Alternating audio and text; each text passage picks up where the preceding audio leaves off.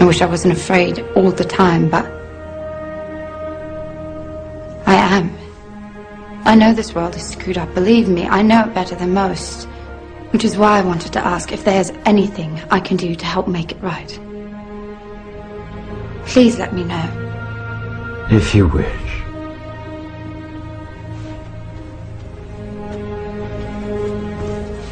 Fy very anniversum fifus fisi. By the power of truth, I, while living, have conquered the universe. Personal motto? From Faust. That's about trying to cheat the devil, isn't it? It is. And speaking of the devil, I was wondering if your offer to help was still standing. Of course. It appears that unforeseen circumstances have accelerated my original plan. As a result, I'm in need of someone with some theatrical skill. I'll do my best. I believe you will. We are consciousness. All that is, has been, and ever will be. There is nothing to fear. Whatever happens, we are always that. Mind fears, because it's programmed to fear. When we're conscious, there's no fear in this. It's a shake of the head. Pathetic. Pathetic. Pathetic. And we need to do this.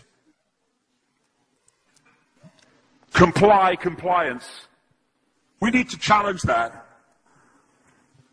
Not with violence, not even with aggression. We just need not to fight it. We need to walk away, because without our acquiescence it cannot survive. You know, when you look at a pyramid, we've been manipulated to believe the power in a pyramid is at the top. It ain't. The top of the pyramid is there because the rest of the pyramid's holding it up. We're holding this whole thing together. There's this story I told many years ago of a British comedian called Larry Grayson, who died. I kind of knew him vaguely, and not closely, but vaguely. And I went to his memorial service in Covent Garden, and this other comedian did this tribute to his life, in which he read out this story that Larry Grayson had told him. When they were going around the variety halls and the theatres in the 60s, they had this all-male show.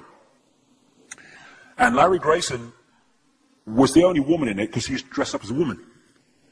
And he said that the end of the show, the last scene, all the sailors, all the men came on dressed as sailors, and they were singing Rule Britannia. You know, Rule Britannia, Britannia rules the waves. Oh, I'm very pleased for you.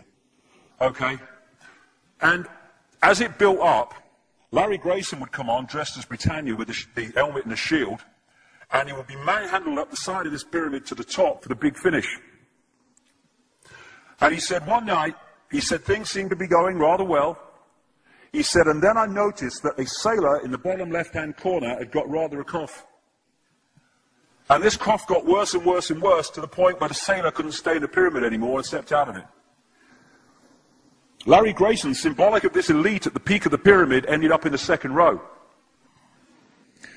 And the elite, the power center, had done nothing to bring about this. One sailor, the bottom of the pyramid, had got a cough. And the whole thing collapsed. And I listened to that and I thought, my God, yes, that's it. We, the powerless people, are holding the powerful people up there, and they know that. They're terrified of us realizing that. Do you remember that movie, animated movie, A Bug's Life? A Bug's Life with the grasshoppers?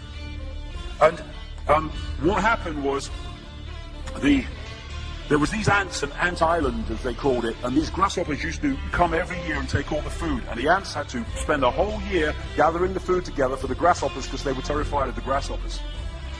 There weren't many of these grasshoppers, and one day they're in their winter quarters in a tree, these grasshoppers, and they've got all the food they need, and someone suggested among the rank and file grasshoppers that they didn't need to go to Ant Island this year because they had all the food they needed. And then out came the leader of the grasshoppers to tell them the facts of life, and the few are going to control the many. It's a wonderful speech. If you ever can see that movie, A Bug's Life, I do recommend it. And he said, basically,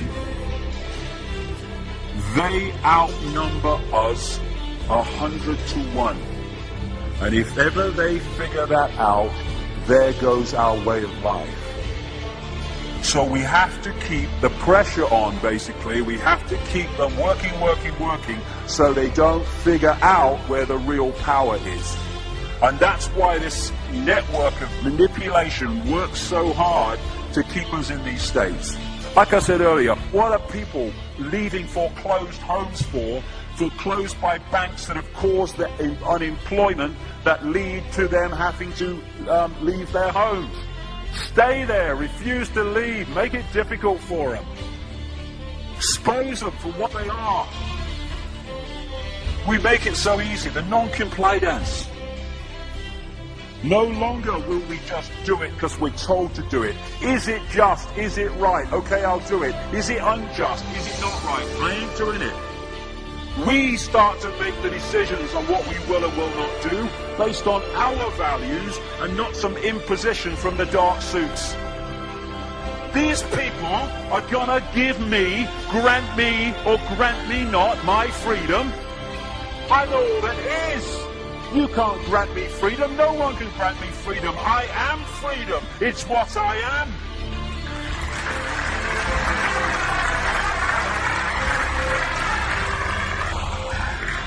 The big question, what would consciousness do? What would consciousness do in this situation? And when we ask that question, it really just changed the way we see the world. Not what would I do, mind, or frightened. What would consciousness do? You know, this is a great line. If it's not right, don't do it. If it's not true, don't say it.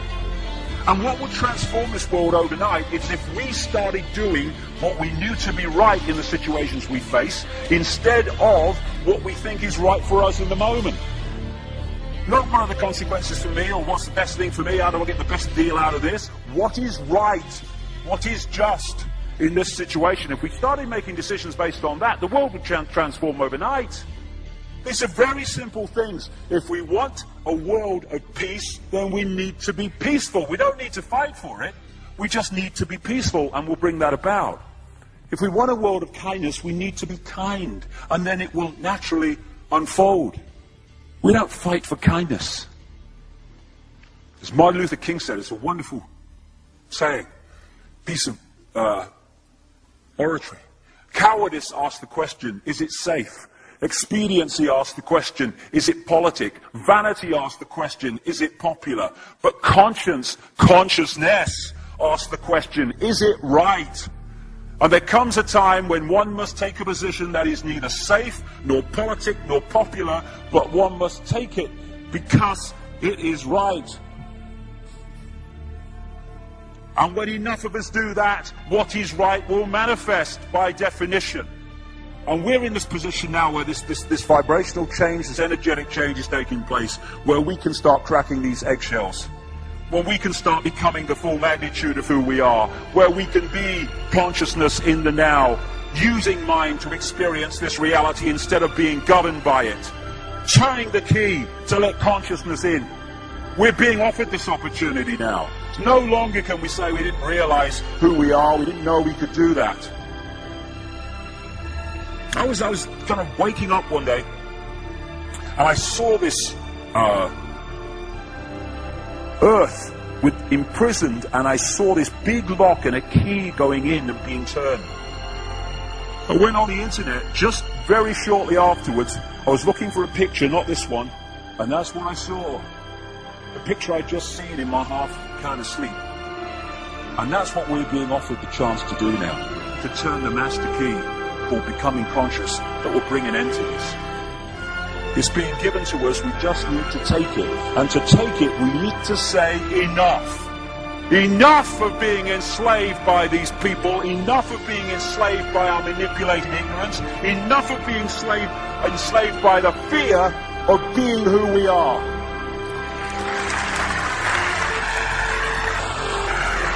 Enough! It is time to fly. It is time to fly.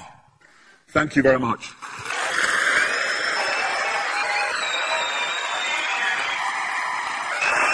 Thank you. Thank you very much. Thank you. Thank you. Thank you.